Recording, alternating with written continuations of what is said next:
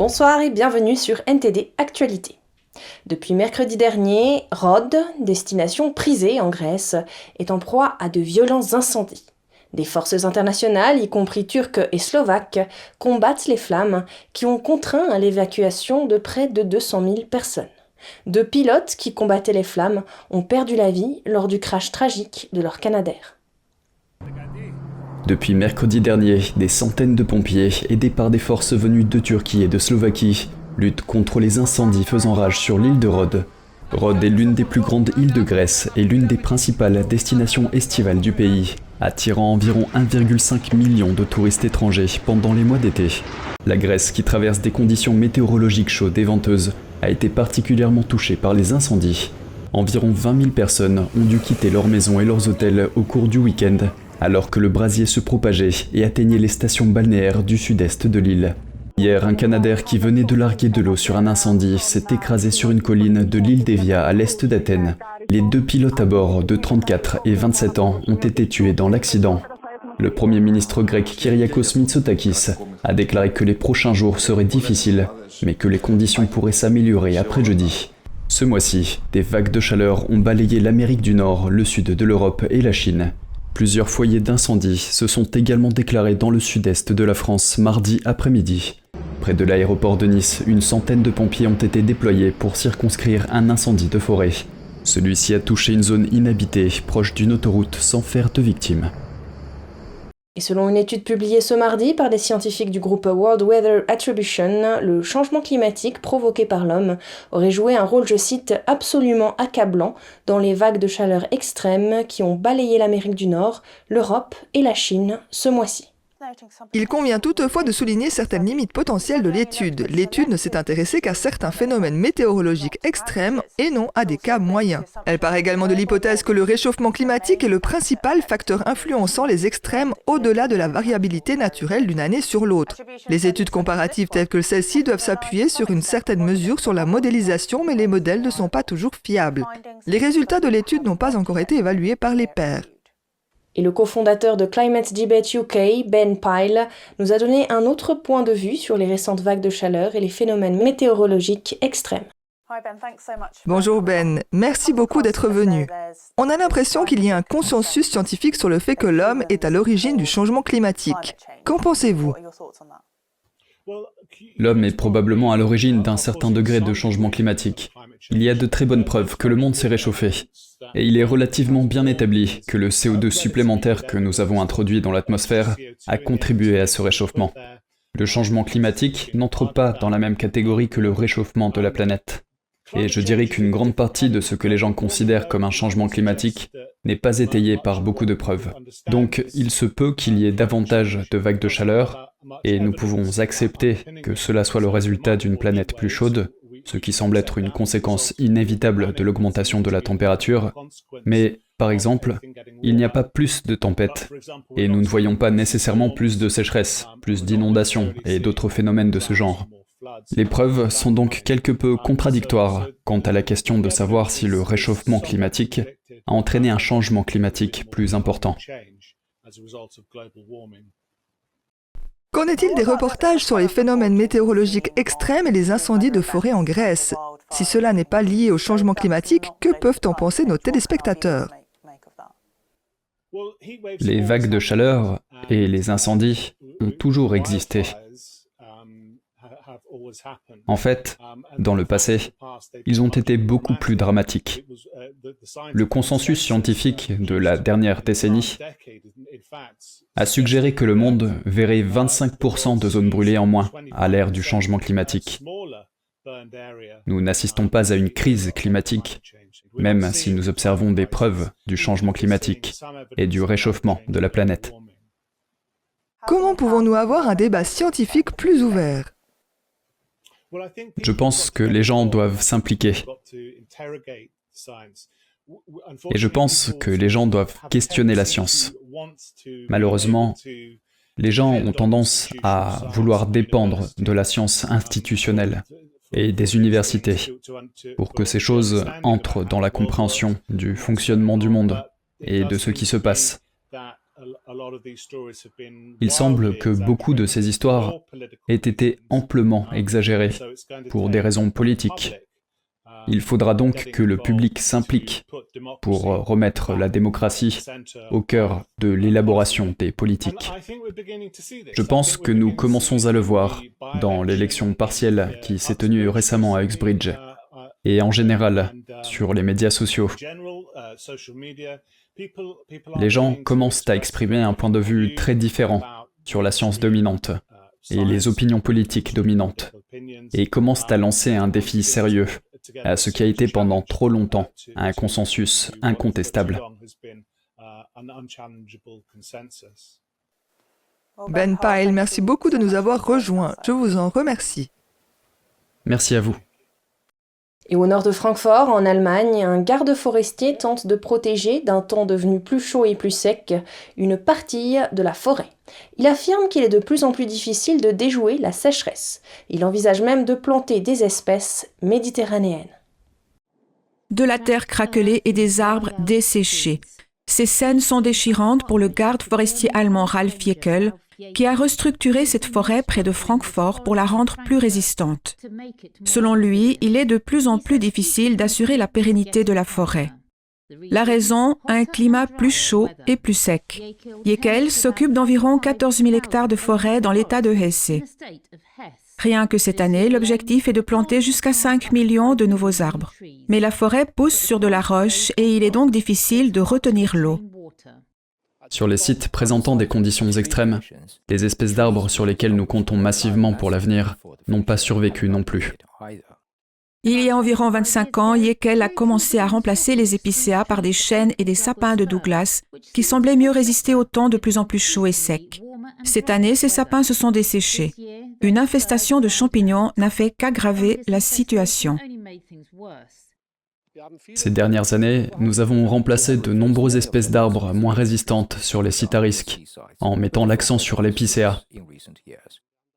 Nous pensions que nous étions en train de construire une forêt stable, prête pour l'avenir. Nous y croyons toujours, mais cela devient de plus en plus difficile. Cela nous rend tristes. Cela nous décourage également. Selon Jäckel, même si le mois de mars a été l'un des plus pluvieux depuis des décennies, cela n'a pas suffi à réparer les dégâts causés par plusieurs étés chauds et secs. Jäckel, qui a consacré sa vie professionnelle à ces forêts, ne baisse pas les bras pour autant. Nous devrons également faire des expériences et des essais. Si nous avons un climat méditerranéen, nous devrons voir si les espèces méditerranéennes ou les espèces d'Europe de l'Est, qui sont beaucoup mieux adaptées aux étés chauds et aux hivers froids, sont la meilleure option dans certaines régions. Et après des semaines d'absence et de spéculation, le ministre chinois des Affaires étrangères, Qin Gang, a été soudainement démis de ses fonctions. Qin est un proche collaborateur du dirigeant chinois Xi Jinping. Il n'a été nommé ministre des Affaires étrangères qu'en décembre dernier, après avoir été ambassadeur de Chine aux États-Unis. Il s'est absenté de la scène politique depuis le 25 juin, date à laquelle il a accueilli à Pékin des représentants du Sri Lanka, du Vietnam et de la Russie. Avant cela, il avait également rencontré le secrétaire d'État américain Anthony Blinken. Le prédécesseur de Qin, Wang Yi, reprendra son ancien poste. D'aucuns considèrent le renvoi de Qin comme un signe de relations tendues avec les hauts dirigeants chinois. Le ministère chinois des Affaires étrangères n'a pas commenté les raisons de ce changement. Les médias d'État restent muets et les commentaires sont censurés sur les réseaux sociaux chinois. Pékin a nommé un nouveau gouverneur à la tête de la Banque populaire de Chine. Il s'agit d'une tentative pour relancer l'économie chancelante du pays. Il s'agit de Pan Gongsheng, ancien gouverneur adjoint de la Banque centrale chinoise. Pan était largement pressenti pour occuper ce poste, après avoir été nommé chef de la Banque centrale du Parti communiste. Par ailleurs, Pan est à la tête de l'autorité chinoise de régulation des changes. Sa nouvelle nomination marquera la première fois depuis des années qu'une personne occupe deux postes de haut niveau en même temps. Il exercera également une influence politique considérable sur la deuxième économie mondiale. Mais la reprise économique de la Chine a trébuché après la pandémie, dans un contexte d'effondrement de l'immobilier et d'exode des investissements étrangers. Quel que soit l'endroit d'où l'on vient, se marier est synonyme de tradition et de festivité. Dans un village reculé de Macédoine du Nord, un festival annuel de mariage unique en son genre célèbre diverses coutumes. un reportage de NTD signé Andrew Thomas. Chaque année, le jour de la Saint-Pierre, Galichnik organise un événement culturel unique qui attire des milliers de visiteurs. Le village reculé de Galichnik, dans le nord de la Macédoine, se trouve à environ 80 km au sud-ouest de la capitale, Skopje. Il y a un dicton à Galichnik. Où que vous soyez, le jour de la Saint-Pierre, vous devez être à la maison. C'est ainsi depuis les temps anciens et c'est pourquoi tous les mariages ont été célébrés le jour de la Saint-Pierre. Le village pittoresque est surtout connu pour son traditionnel festival du mariage. Cette année, il fête son 60e anniversaire. Chaque année, un couple est choisi pour se marier de manière traditionnelle. Il y avait un avis de participation au mariage de Galichnik, où les couples s'inscrivent en donnant des informations générales sur eux, leur origine de Galichnik et d'autres critères qui déterminent quel couple est sélectionné pour le mariage. Le festival se caractérise par de nombreuses coutumes et rituels uniques. Le marié est rasé devant une fontaine, ce qui symbolise son entrée dans la vie d'homme. Mon mode de vie est basé sur la culture, la tradition, l'ethnologie, l'anthropologie, la musique et la danse traditionnelle, et être choisi pour le mariage de Galichnik, c'est un vœu qui se réalise. La mariée arrive à l'église à cheval, accompagnée d'un cortège animé de parents et d'amis. Elle est vêtue de plus de 40 pièces différentes de vêtements brodés et ornés. Pour beaucoup, c'est une partie de leur identité. Nous parlons toujours de notre culture macédonienne, de nos traditions, de notre folklore. Ma femme a toujours rêvé de venir assister au mariage des Galichnik, pour qu'elle puisse assister à la façon dont la tradition se perpétue. C'est au cours de ces 2 journées très animées de la mi-juillet que le village est le plus fréquenté. Mais à la fin de l'été, il ne restera plus que 3 personnes dans le petit village de montagne, jusqu'à la prochaine saison des mariages. Et c'est ainsi que s'achève cette édition. Merci de nous avoir suivis. Je vous rappelle que vous pouvez retrouver tous les programmes de NTD sur Ganjing World, la plateforme 100% propre pour apprendre, partager, s'amuser ou être inspiré. Pour cela, il vous suffit de taper www.ganjing.com/fr ou de cliquer sur le lien qui se trouve sous notre vidéo YouTube. On se retrouve demain à 20h pour une nouvelle édition et d'ici là, je vous souhaite à toutes et à tous, et au nom de toute l'équipe, une excellente soirée sur NTD.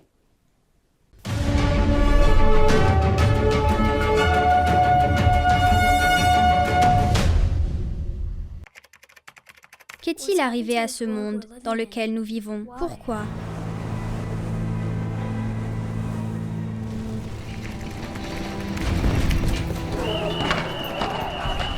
Au cours des 4 années qu'il a passées sur cette terre, il n'a connu que la guerre.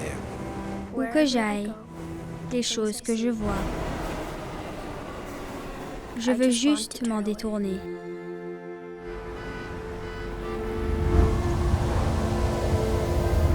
Les rêves que j'ai, les histoires que je pourrais raconter, seront-ils encore possibles? Cette année, plus que jamais, j'ai besoin d'un monde tout neuf, un monde propre.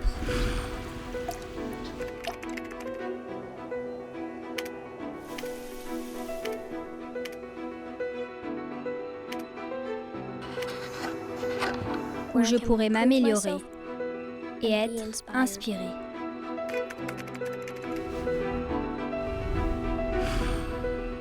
Ma scène peut être partout et n'importe où. Mais elle commence ici.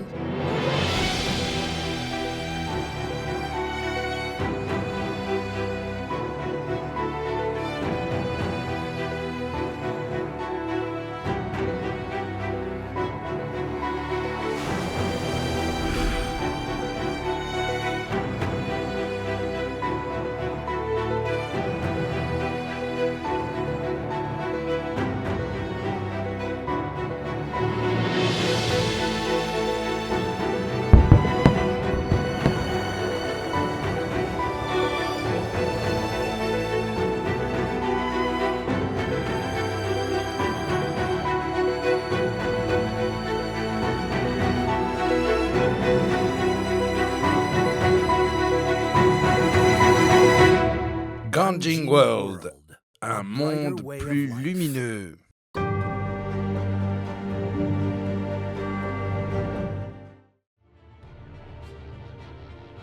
c'est le plus beau moment de ma vie. Je n'ai jamais connu une qualité d'amour aussi belle, aussi forte. Et ce qui était intéressant, c'est que en rentrant dans la lumière, je devenais moi-même lumière. Je devenais l'amour, je devenais lumière. Je ne faisais qu'un avec tout. J'étais moi et j'étais tout en même temps. Je rentrais dans mon pays, je rentrais dans ma patrie. Hein? Et on me disait qu'on revenait sur la terre tant qu'on n'avait pas acquis assez d'amour et de sagesse, que tout était une question d'évolution. Et justement, en fait, vous, tout à l'heure, vous dites, vous avez vu dans cette lumière, dans cette royaume céleste, vous avez vu le déroulement de votre vie jusqu'à 26 ans. Oui. Et aussi, il y a une, évaluation de votre exactement de votre passé. Vous pouvez nous raconter quel est votre sentiment en fait cette évaluation vu votre vie passée, comment vous avez fait des bonnes actions, des mauvaises actions à côté d'un divin. J'aime mieux d'ailleurs, c'est vrai, vous avez raison Inge de le souligner, j'aime mieux le terme évaluation que jugement. Parce que quand je suis rentrée dans la lumière, le propre de la lumière, c'est d'aimer. Et le propre de l'amour, c'est d'aimer. Je n'ai pas été jugée. J'étais accueillie, aimée, comblée, restaurée. Quand j'ai vu ma vie, donc, c'est bizarre, j'ai vu ma vie à l'envers, de mes 26 ans à ma naissance. Et là, c'est pas comme un jugement. C'est comme vous le dites, c'est comme une évaluation de ma vie. Comment elle aurait pu être si j'avais toujours vécu dans l'amour et dans la sagesse. Et là, je voyais l'écart. Bon, j'avais 26 ans à l'époque. Je suis quelqu'un de tout à fait normal. Je n'avais pas volé, violé, tué, rien du tout. Je voyais toutes les pensées, toutes les émotions qui étaient à l'origine de tous mes actes. Voilà. Quand j'avais fait quelque chose de bien, j'étais dans le cœur de la personne à qui j'avais fait du bien. C'est moi qui recevais le bien que j'avais donné.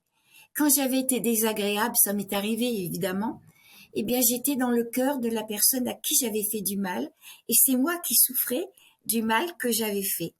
Je trouve que c'est une sacrée leçon de vie, ça. Une sacrée leçon de vie.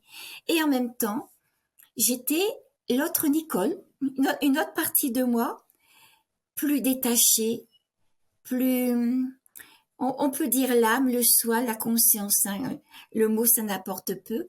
Mais j'étais capable de me voir, d'évaluer ce que j'étais par rapport justement à cet amour et à cette conscience qui est dans le monde. Et j'étais capable de savoir qui j'étais exactement. Et puis en même temps, cette conscience cet être-là, le monde entier, je n'étais pas jugée, j'étais simplement évaluée par rapport à ma capacité d'aimer. Mais d'aimer, pas seulement d'un amour terrestre. Hein. Souvent, si je dis à mon mari « je t'aime », hein, symboliquement parlant, je vais mettre mon cœur dans ma main puis je vais lui dire « je t'aime ». Mais j'en attends autant. Tandis que de l'autre côté, cet amour, c'était un amour qui désire le meilleur pour moi, quoi.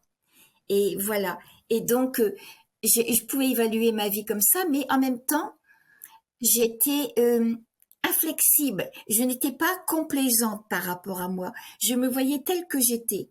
Souvent, je dis que sur la Terre, si on fait un petit chemin pour se connaître soi-même, on prend de la distance. Hein, on se regarde vivre. C'est déjà beaucoup. Mais on arrive toujours à s'excuser quelque part parce qu'on s'aime tellement. On arrive toujours à s'excuser. Tandis que là, non, je me voyais telle que j'étais et ça, c'était important. Même si sur la Terre, on a fait un petit chemin, je m'excuse, j'ai mal à la gorge, de purification, d'initiation quelque part, dans le sens de mieux se connaître. Eh bien, on arrive tout le temps à s'excuser quand on voit qu'on n'a pas fait quelque chose de bien. On se dit, oui, mais si l'autre n'avait pas fait ceci ou cela, je n'aurais pas fait ça. Tandis que là, j'étais capable vraiment de me voir telle que j'étais et de voir en moi tout ce qu'il fallait transformer, tout ce qu'il fallait changer. Je me suis rendu compte, par exemple, d'une chose toute simple. Comme j'avais perdu ce petit frère, il avait 7 mois et moi 11 ans, j'avais peur J'avais peur d'aimer après parce que j'avais peur de perdre quelque chose. Et je voyais que ma peur d'aimer avait son origine, voilà, dans cette perte de mon petit frère. Et en fait, tout à l'heure, vous dites justement, en gros, des mauvaises actions et des bonnes actions, Oui. il y a des conséquences. C'est-à-dire Absolument. La justice, l'univers. Oui, parce que cet amour-là, quand j'étais dans cet amour, je n'ai pas été, on m'a pas dit c'est bien, c'est mal, etc. Je n'ai pas été jugée. Quand on rentre dans l'amour, le propre de l'amour, c'est d'aimer, mais c'est pas un amour pommade. C'est pas un amour sentimental. C'est un amour, quelque part, que je dis, qui est capable de nous faire du mal pour qu'il en résulte du bien. C'est un amour dans cet amour-là, il y a la justice aussi. Mais pas la justice pour nous punir, pour nous faire du mal. La justice pour nous remettre sur les rails. Droit dans nos bottes pour qu'on développe le meilleur de nous-mêmes, quoi. Mais on doit quand même payer ce qu'on a fait de mal aux autres. Mais bien sûr, parce que de toute façon, c'est un élan qui vient du cœur. À ce moment-là, on est dans l'amour. Et c'est l'amour qui parle. On se rend compte que si on a causé du tort à quelqu'un, il faut le réparer, bien sûr. Bien sûr. Donc, Nicole, justement, par rapport à cette expérience incroyable, vous avez écrit 2 livres. Le premier, c'est 45 secondes d'éternité. Oui. Et après, le deuxième livre, c'est Comment as-tu aimé? Qu'as-tu fait pour les autres?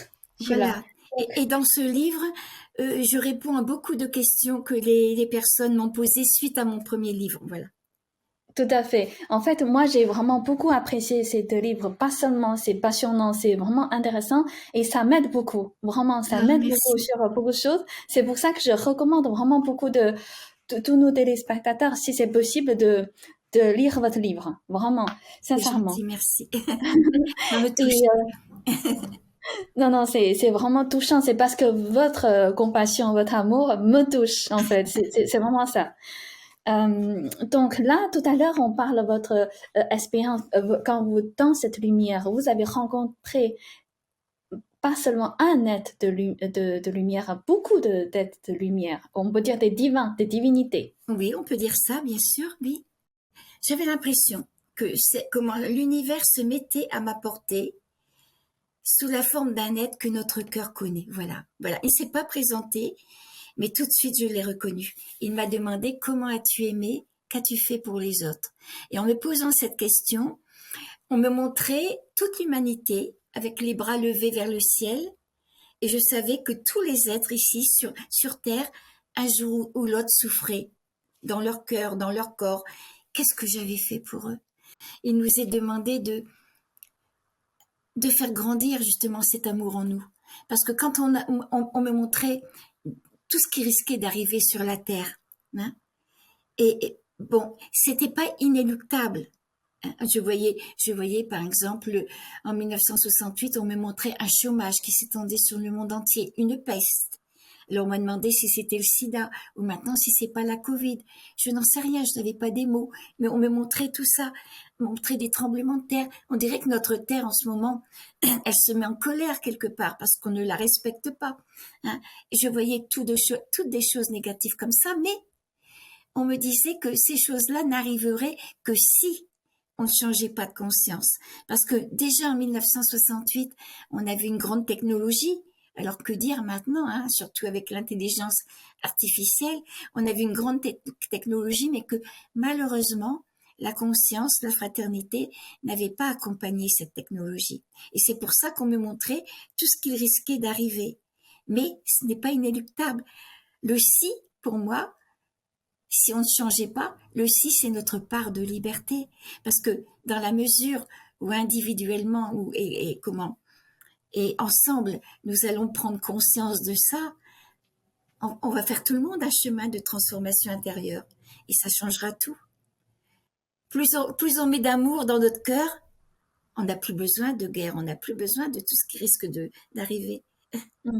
Mais vous pensez que c'est possible? Parce que ça comment dire, le chemin, le processus d'évolution de l'humanité, on voit que ça dégrade, Oui, ça oui, dégrade. et ça m'afflige beaucoup. Ça, ça se dégrade, et puis en même temps, je reçois tellement de mails et de coups de fil de personnes qui sont en train de s'éveiller. Et j'ai un espoir fou parce que les jeunes, je vois beaucoup de jeunes qui sont plus fraternels, plus tolérants, et qui n'ont pas forcément une spiritualité dans le sens où les jeunes ne vont pas forcément à l'église puisqu'on est en Europe, quoi. Hein. Mais quel est le sens de la vie? Qu'est-ce que je viens faire sur la terre? Pourquoi il y a toute cette misère? Voilà, ils s'ouvrent à cette dimension spirituelle. Et oui, j'ai espoir, mais en même temps, il y a comme une urgence. Quand est-ce que les gens vont comprendre ça? Et quand est-ce qu'ils vont faire ce chemin-là? Ben justement, déjà, on va faire un par un par rapport à ce que vous avez vu. Donc, à 26 ans, vous avez vu votre vie de votre naissance jusqu'à 26 ans. Je me souviens dans votre livre, vous avez marqué comme ça. C'est à ce moment qu'on regrette tout le temps passé à la recherche de fausses valeurs. C'est là qu'on regrette aussi de ne pas avoir vécu vrai. Mais cette prise de conscience s'accompagne aussi de compassion pour soi, car on découvre que l'ignorance, la peur, les conditionnements, les faiblesses nous ont éloignés de ce que nous sommes et de ce que nous aurions pu accomplir sans elles. Est-ce que vous pouvez nous expliquer? C'est-à-dire, vous avez la compassion pour vous-même. Ça, c'est quand même incroyable. Je sais pas comment expliquer parce que moi, je me suis dit peut-être moi, j'ai pas la compassion pour moi-même. C'est très difficile de s'aimer soi-même. C'est très difficile parce que, à la limite, on peut excuser ceux qui sont autour de nous. On peut les aimer avec leurs défauts, mais nous, c'est difficile. Mais quand on fait cette expérience ou une autre, une expérience spirituelle, finalement, on s'aperçoit qu'on est un enfant et qu'on a beaucoup d'ignorance aussi en nous, qu'on a eu beaucoup de conditionnements. Et ça se fait tout seul. Oui, oui, on a de la compassion. Je ne veux pas dire pour autant qu'on est complaisant. Hein. C'est pas pareil. Mais on a de la compassion, oui, oui. Et comment vous pouvez identifier, c'est-à-dire toutes ces ignorances ou des faiblesses et tout ça? C'est pas nous. C'est-à-dire on peut le transformer. On peut le... Oui, oui, oui. Mais déjà en prenant conscience que par cette expérience ou par une expérience spirituelle, que je ne suis pas, par exemple, je ne suis pas Nicole Dron, la petite Nicole, avec mes imperfections, de temps en temps qui ronchonne, qui bougonne, de temps en temps qui s'impatiente. Je m'aperçois que je vieillis et que je deviens plus impatiente qu'avant. Bon, j'en prends conscience, donc je prends du recul. Quelque part, je regarde ma vie, je m'arrête, je me pose et puis je me dis, mais pourquoi? Qu'est-ce qu'il y a en toi? Qu'est-ce qui t'énerve encore aujourd'hui, par exemple? Et là, je vais dans une zone de neutralité. Je ne suis plus emportée par le courant de la vie terrestre, par tous les défauts que je peux avoir. Voilà, j'éloigne ça de moi. Et en faisant ça souvent, on arrive à se mettre dans cette zone de neutralité qui est nous, un peu plus que nous. Puis il y a aussi la méditation. Ça nous fait rentrer un petit peu en nous. Ça ouvre le chemin pour nous connecter ailleurs, quoi. C'est tout un travail, donc, d'une vie et peut-être de plusieurs vies, tout ça. Et quand on parlait de plusieurs vies, justement, vous avez vu votre réincarnation, vous avez vu justement votre plusieurs vies sur Terre. Oui, alors je n'étais pas, moi, préparée à tout ça, puisque je suis élevée dans la religion catholique traditionnelle. On ne parle pas de réincarnation. Bon.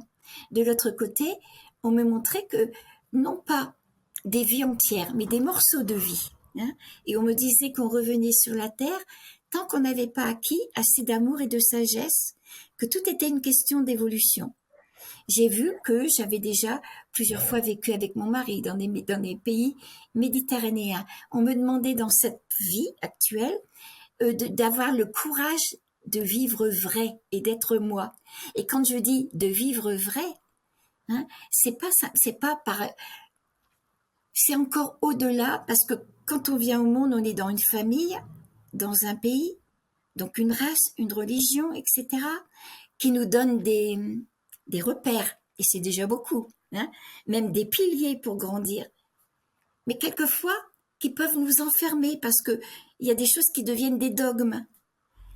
Et quand on me disait le courage d'être vrai, d'être moi, c'est de rechercher cette vérité au plus profond de moi-même, sans rien renier, mais au-delà encore des vérités sociales et même religieuses. La vérité de son propre être spirituel. Voilà. Cette authenticité. Cette authenticité vraie, quoi. Et ça exige de faire tout un travail, évidemment, pour savoir qui je suis, que je ne suis pas ceci, que je ne suis pas... Il y a beaucoup de désirs de domination en ce moment dans le monde, hein, de désirs de puissance. Bon, heureusement, j'ai d'autres défauts, mais je n'ai pas du tout ces désirs-là. Mais admettons que je sois comme ça. Si je m'aperçois que ce n'est pas la vérité, que ce n'est pas l'authenticité, ça me permet de me dégager de ça, quoi. Et plus on se dégage des choses qui sont irréelles quelque part, plus on se remplit de ce qui est vrai. Et j'aimerais partager justement un passage d'un article de Maître Li Hongzhi. En fait, c'est le fondateur de Falun Gong. Oui. Maître Li a dit, le but d'être un être humain en descendant dans ce monde, c'est d'éliminer le karma des péchés. Le but est de bien se cultiver soi-même. Venir en tant qu'être humain dans ce monde, c'est pour être sauvé. C'est pour attendre que le Créateur les sauve et pour retourner dans leur monde céleste, qu'ils sont devenus hommes, accumulant mérite et vertu, vie après vie, pendant qu'ils attendaient. C'est aussi là le but du cycle de la réincarnation de l'homme. Ce monde chaotique est fait pour l'accomplissement des êtres. Ah oui. Oh, je suis d'accord, bien sûr. Retrouver, c'est comme si je dis que quand on vient sur la Terre, on se marie quelque part avec la densité, avec les illusions, tout ce qu'on n'est pas vraiment, et qu'on a à faire un chemin de déblayage, d'enlever tout ça autour de soi pour retrouver notre véritable dimension, notre authenticité, et retourner consciemment au Père. Hein, retourner avec toutes les valeurs, quoi. Voilà, tout ce qui a été transformé en pierre précieuse, en valeur. Oui, oui, je suis d'accord, oui. Et vous, parce que vous avez vu, je me souviens dans votre livre, vous avez demandé justement le moment quand vous avez vu votre future vie, parce que votre future de vie après le 26 ans, ce que vous avez vu, est rempli d'épreuves et de souffrances. Oui. Vous avez demandé, je vais citer, j'ai demandé le pourquoi de ces épreuves. Oui. Et l'on m'a dit que je les avais acceptées avant de naître, car grâce à elles, je grandirais. Exactement. Oui. Donc en fait, le but de ces épreuves et de souffrances est pour nous élever. Bien sûr. De l'autre côté, j'ai compris que nous, sur la Terre, quand on traverse une expérience qui nous procure beaucoup de bonheur, on a envie de la reproduire, cette expérience. Et puis, on se dit, c'est une belle expérience, c'est bien. Et quand on traverse une épreuve, voilà, qui nous fait souffrir, on n'a pas du tout envie de reproduire ça. Et on classe ça dans notre tête, c'est mal. Dans l'expérience que j'ai vécue, il n'y avait que l'expérience. Que nous, on considère bonne ou mauvaise. De l'autre côté, chaque expérience nous amène par la compréhension qu'on en a à grandir. Donc, justement, vous avez demandé, parce que ça me fait rire en fait quand je lis cette paragraphe, justement parce que vous pouvez retourner plus vite dans votre royaume céleste, vous voulez avoir plus d'épreuves. De souffrance. Non, je ne suis pas quand même masochiste à ce point-là. C'est pas que je voulais avoir plus d'épreuves, c'est-à-dire que j'ai vu que quand je reviendrai dans mon corps, quoi, jusqu'à ma mort physique, que j'aurai beaucoup de souffrance. Je me suis vue pleurer bien des fois. Et j'ai demandé, mais qu'est-ce que j'ai donc fait à Dieu pour mériter tout ça, quoi? Et on m'a dit qu'avant de naître, je les avais acceptés. Je les avais acceptés, c'est autre chose. Hein, parce que je comprenais qu'à travers elle, eh bien, c'est un chemin de purification, de transformation aussi, pour aller à Dieu. Et oui. Donc, en gros, toutes ces souffrances, c'est peut-être aussi éliminer des karmas, éliminer justement des têtes qu'on a. Éliminer des choses en nous qui font obstacle à la lumière. Oui. J'ai beaucoup aimé, je ne sais pas si je l'ai là aussi. Oui. Attendez, je m'excuse. Ah voilà, j'ai beaucoup aimé parce que j'ai lu aussi des ouvrages d'Edgar Cayce, un monsieur qui avait été élevé en Amérique dans la religion, il était protestant, etc. Et il avait cette faculté de pouvoir s'endormir et d'avoir toutes les réponses de l'univers. Et on lui a montré que la réincarnation existait. Et on lui posait des questions sur le karma. Et il y a une personne qui lui disait s'il existait une dette karmique entre ses parents et elle, parce qu'elle souffrait beaucoup. Alors, j'ai beaucoup aimé la réflexion parce qu'il lui disait tu mélanges tout.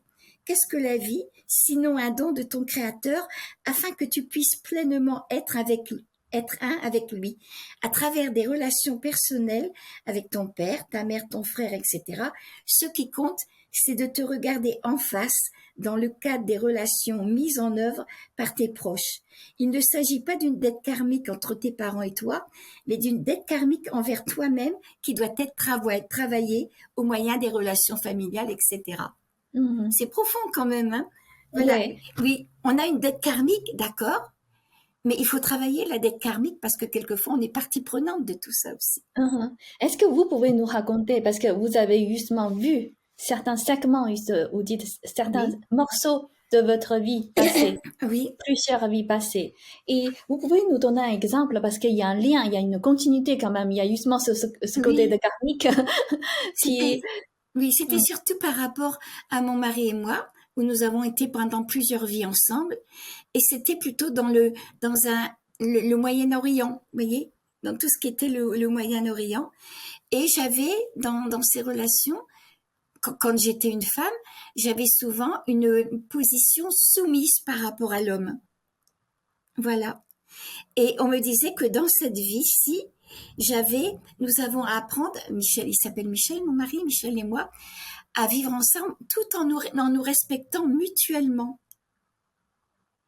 Voilà. Et donc, on me demandait aussi, bien, d'avoir le courage d'être moi-même. Et c'est pas évident. Maintenant, c'est seulement maintenant, à mon âge, 82 ans, que je comprends ce qu'on m'a demandé.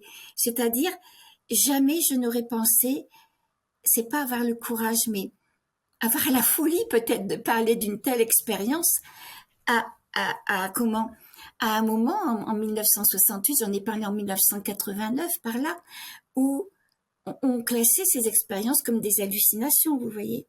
Voilà. Il a fallu que je ne puisse pas faire autrement que d'être moi-même, d'être vraie envers moi-même, vous voyez. Et de privilégier ça. Sinon, je ne l'aurais pas fait.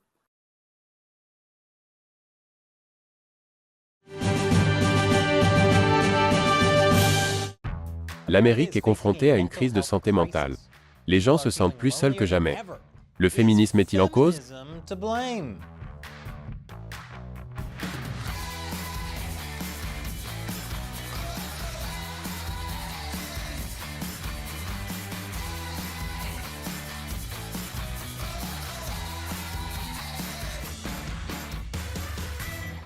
Bienvenue dans l'émission Amérique dévoilée, je m'appelle Chris Chappell. Récemment, j'ai consacré un épisode à la façon dont les changements de la société tuent les hommes américains. Et comme je suis pour l'égalité des sexes, il est logique que je parle de ce qui tue les femmes.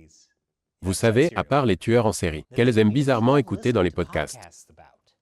Les femmes n'ont pas la vie facile, surtout les adolescentes. Selon le Centre de contrôle des maladies, les lycéens souffrent d'une crise de santé mentale qui ne cesse de s'aggraver. Et les femmes sont particulièrement touchées. Dans une enquête du CDC publiée en début d'année, les données de 2021 ont montré que les étudiantes étaient plus susceptibles que les étudiants d'éprouver des sentiments persistants de tristesse ou de désespoir. C'est terrible, un sentiment persistant de tristesse et de désespoir est le troisième sentiment de tristesse et de désespoir que je préfère le plus. Juste après les sentiments de tristesse et de désespoir explosifs et qui démangent. Il est facile d'accuser la pandémie, mais ces sentiments de tristesse et de désespoir étaient déjà en augmentation avant la pandémie. Le pourcentage de lycéennes éprouvant ces sentiments était déjà de 36% en 2011 et entre 2011 et 2021, il n'a cessé d'augmenter pour atteindre 57%. En outre, près de la moitié des jeunes filles ont déclaré avoir eu une mauvaise santé mentale au cours des 30 derniers jours. Cette mauvaise santé mentale peut avoir de graves conséquences sur la vie ou la mort. Le CDC poursuit en signalant une augmentation considérable du pourcentage de femmes ayant sérieusement envisagé de se suicider au cours de l'année écoulée, ainsi que des femmes qui ont planifié un suicide. Même le pourcentage de tentatives de suicide a augmenté. Le fait que près d'un tiers des lycéennes aient même envisagé de se suicider devrait sérieusement inquiéter les gens.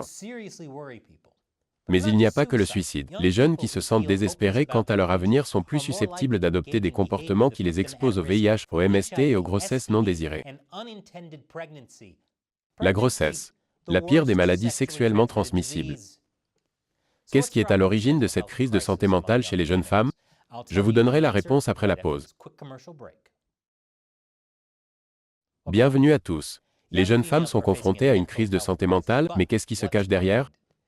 Si je devais deviner 3 choses, ce seraient les médias sociaux. Les médias sociaux et les médias sociaux. Et je ne suis pas loin de la vérité. Le directeur général de la santé des États-Unis a souligné l'impact négatif des médias sociaux. Selon lui, les médias sociaux pourraient perpétuer l'insatisfaction corporelle, les comportements alimentaires désordonnés, les comparaisons sociales et le manque d'estime de soi. Les filles y sont particulièrement sensibles. Une étude a montré que le lien entre l'utilisation des médias sociaux et les symptômes dépressifs était plus fort chez les filles de 14 ans que chez les garçons du même âge. Quoi? Vous voulez dire que le filtre « Bold Glamour » de TikTok est à l'origine de problèmes d'image corporelle? Pas du tout. Les chercheurs affirment que le simple fait de passer quelques minutes sur les médias sociaux augmente considérablement le risque d'avoir une mauvaise image corporelle. Je veux dire, comment pouvez-vous rivaliser avec ces looks? On pourrait penser que la solution consisterait à diffuser davantage de contenu positif pour le corps. Sauf qu'une autre étude a révélé que cela pourrait aggraver la situation. Il est difficile d'établir une corrélation exacte entre les médias sociaux et les problèmes de santé mentale. De nombreux examens de ces études estiment que le lien est faible ou non concluant. Ils ont même trouvé des résultats contradictoires. L'Association américaine de psychologie a déclaré « L'utilisation des médias sociaux n'est pas intrinsèquement bénéfique ou néfaste pour les jeunes. Ils semblent voir les médias sociaux de la même manière que je vois les Teletubbies. Il n'y a aucune preuve empirique qu'ils soient mauvais ou nuisibles. Mais ils me donnent la chair de poule et je pense qu'ils devraient être sérieusement réglementés. » En parlant de réglementation, le gouvernement. On pourrait penser que les républicains et les démocrates pourraient s'entendre sur la question de la santé mentale sans la politiser. Et non, c'est un sujet très politisé, surtout lorsqu'il est abordé en même temps que la violence armée et les dépenses sociales. Les démocrates et les républicains peuvent politiser n'importe quoi, même ce hamster. Avoir 24 bébés de 3 pères différents. C'est une reine de l'aide sociale. Par exemple, en avril, lors d'une convention de l'Association nationale d'armes à feu, Donald Trump a fait une déclaration sur la violence armée et la santé mentale. Ce n'est pas un problème d'armes à feu. C'est un problème de santé mentale, c'est un problème social, c'est un problème culturel. C'est un problème spirituel. Dans le même temps, Salon, un site d'information orienté à gauche, a accusé les républicains présents à l'événement de militariser politiquement la maladie mentale. En fait, vous savez ce qui est vraiment à blâmer pour les maladies mentales? Les républicains. Et c'est ridicule. Les républicains ont passé d'innombrables heures en ligne à sensibiliser le public à un problème de santé mentale très grave. Le syndrome de dérangement de Trump. Bien sûr, les républicains politisent la santé mentale, mais c'est aussi le cas de Salon, et HuffPost et Mother Jones. En d'autres termes, tout peut être politisé dans l'actualité de nos jours. Mais il y a généralement plus d'un point de vue sur chaque question. C'est pourquoi j'ai utilisé le sponsor d'aujourd'hui, Ground News, pour voir comment les questions sont couvertes par la gauche, le centre et la droite. Comme vous pouvez le constater en effectuant une recherche rapide sur la santé mentale, les organes d'information de gauche et de droite ont tendance à se concentrer sur des sujets différents dans ce domaine. Par exemple, on voit ici que ce sont surtout les médias de droite qui couvrent le controversé projet de loi 655 de l'Assemblée californienne. Ground News résume la situation en déclarant que les démocrates californiens ont introduit une législation qui permet aux professionnels de la santé mentale de retirer les enfants de leur foyer et de les placer sous la garde de l'État sans le consentement des parents. De l'autre côté, on constate que ce sont surtout les médias de gauche qui couvrent la crise de la santé mentale dans la communauté LGBT. Ground News résume la situation en rapportant que l'activiste transgenre Faye Johnstone a reçu des menaces de mort, des encouragements au suicide et à l'automutilation.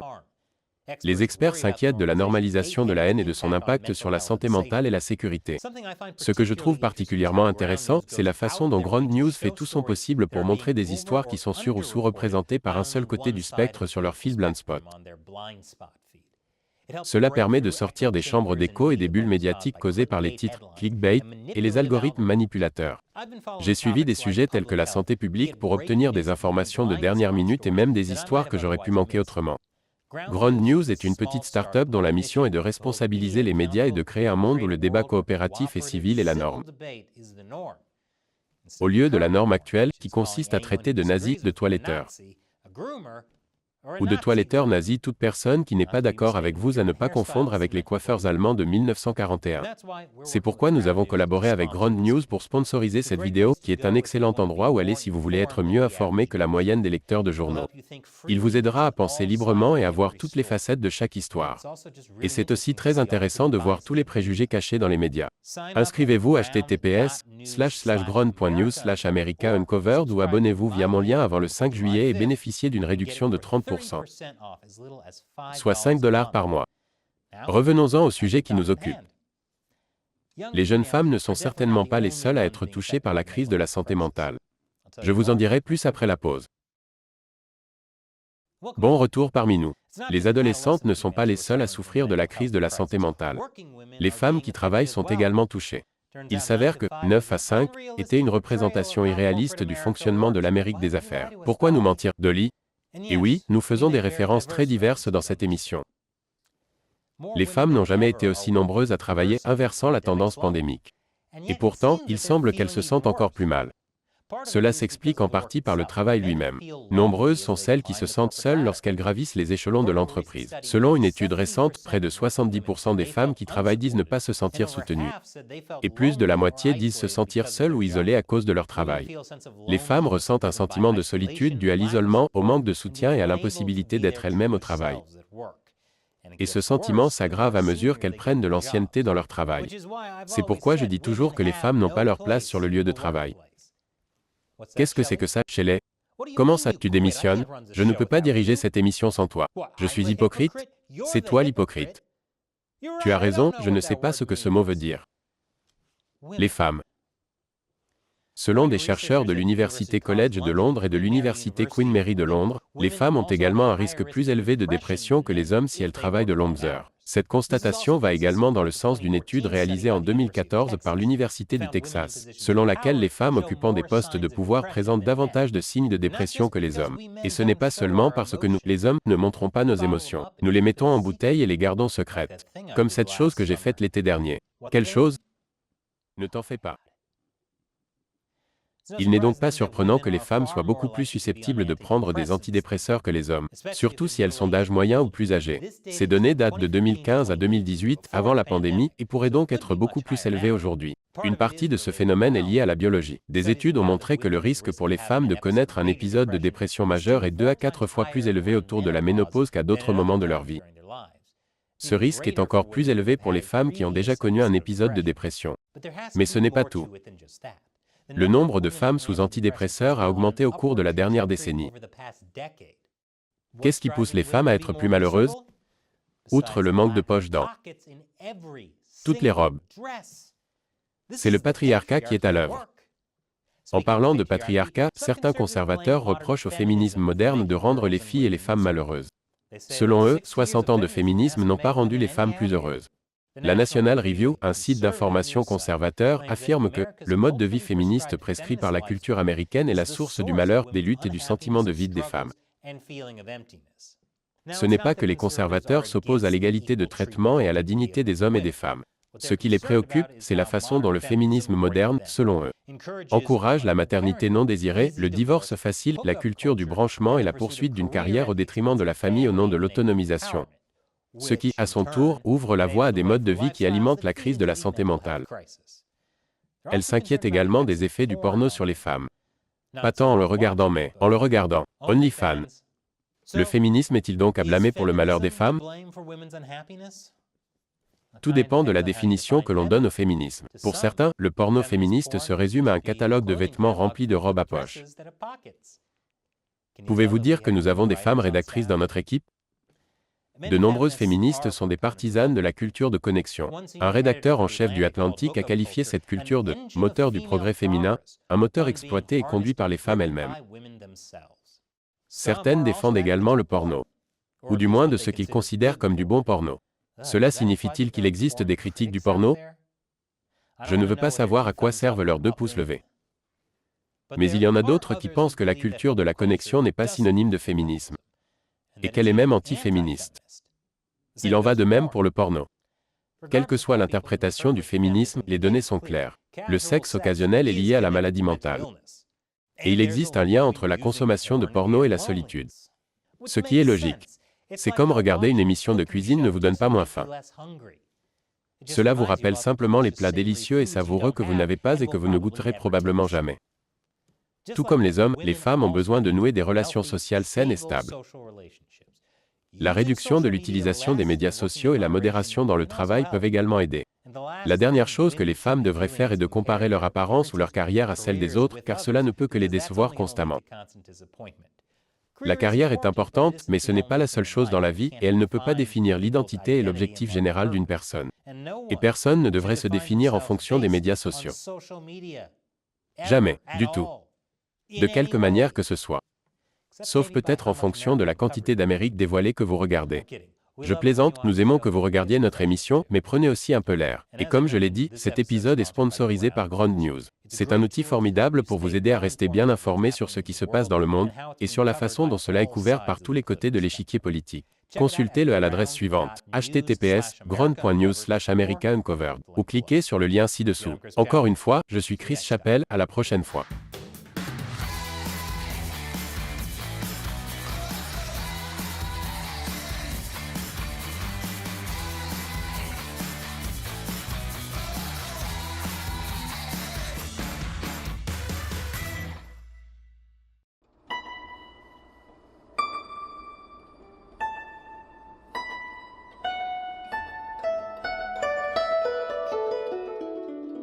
Shen Kuo, un célèbre haut fonctionnaire sous la dynastie des Song du Nord, a raconté l'histoire suivante dans son œuvre Mengxi Bitan.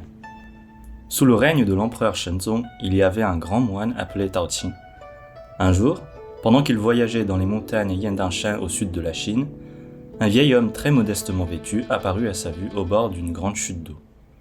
Cet homme avait la capacité de marcher sur l'eau comme de s'envoler. Quand il marchait sur les feuilles, ses pas ne faisaient aucun bruit. Tao Qing s'avança pour le saluer et ils finirent par s'asseoir ensemble sur un rocher. Ce vieil homme, qui avait de cheveux blancs mais un visage de jeune homme, ne répondit à aucune des questions sur sa famille ou son âge. Il adressa simplement ces paroles à Tao Qing. « L'empereur actuel va tomber malade d'ici 9 ans. Je vais vous confier un médicament et, au moment venu, vous devrez lui en offrir. Ce remède est dédié à l'empereur et personne d'autre ne devra en prendre, sous peine d'être condamné par le ciel. » Après avoir dit cela, il sortit de sa poche une pilule de la grosseur du bout d'un doigt, de couleur pourpre et lourde comme de l'or. Le vieil homme poursuivit en disant « Voici la pilule de la longévité du dragon. Apportez-la à l'empereur. » Avant de le quitter, il ajouta « Une grande épidémie se répandra l'an prochain dans les pays Wu et Yue. Votre nom figure sur la liste des morts. Prenez cette feuille de cyprès que je vous donne et cultivez votre vertu. Ainsi serez-vous à l'abri de cette calamité. » En entendant ces paroles, le moine Tao Qing avala immédiatement la feuille de cyprès qu'il reçut de l'homme. Avant de partir, ce dernier l'exhorta à ne pas oublier l'affaire. L'année suivante, une épidémie frappa gravement la région du sud-est de la Chine. La moitié de la population en mourut, les riches comme les pauvres. Tao Qing demeura sain et sauf grâce à la feuille magique du vieil homme. L'année où Tao Qing dut présenter la pilule de la longévité du dragon à l'empereur arriva. Une journée d'été, Tao Qing rêva du vieil homme qui le pressait de partir offrir le médicament. Dans son rêve, même les éclairs et le tonnerre frappaient dans sa direction pour le presser. Tao Qing se réveilla dans un état anxieux et décida de se mettre en route immédiatement. Il demanda la permission de s'absenter auprès du moine doyen, puis quitta son temple. Il se rendit au ministère de Changshu pour offrir le médicament. Le ministère de Changshu est l'équivalent du Conseil d'État actuel. Après l'avoir interrogé personnellement, le chef pensa que Tao Qing était fou et refusa d'accepter la pilule qu'il offrait. Le lendemain, l'affaire fut signalée à l'empereur Shenzong qui renvoya à la hâte quelqu'un pour retrouver Tao Qing. Lorsque Tao Qing fut interrogé par l'envoyé, il insista en disant qu'il avait rencontré un immortel. Quelques jours plus tard, l'empereur tomba vraiment malade. Mais il n'osa pas prendre cette pilule d'origine inconnue. Il eut le souhait de trouver cet homme mystérieux. Alors il envoya des fonctionnaires de l'Académie impériale de médecine, apportant avec eux de l'encens précieux et beaucoup d'argent, pour partir avec Tao Qing à la recherche du vieil homme. Ils se rendirent à la montagne Yandanshan pour le chercher, mais l'homme demeura introuvable. Ils purent seulement brûler de l'encens pour le vénérer à l'endroit où Tao Qing l'avait rencontré pour la première fois. 2 nouvelles journées s'écoulèrent, et l'empereur se remit de sa maladie sans avoir pris la pilule de la longévité du dragon. Les gens de son entourage furent soulagés et pensèrent que l'empereur pouvait récupérer en prenant simplement des médicaments normaux. Cependant, l'empereur Shenzong, qui avait pour ambition de revitaliser la grande dynastie Song, fut en fin de compte frappé par une maladie et mourut 2 ans plus tard à l'âge de 36 ans. Il semble donc que tout soit prédéterminé. Le fait que l'empereur n'ait pas pris l'élixir et que sa vie n'ait pas été prolongée était-il également une fatalité irréversible ?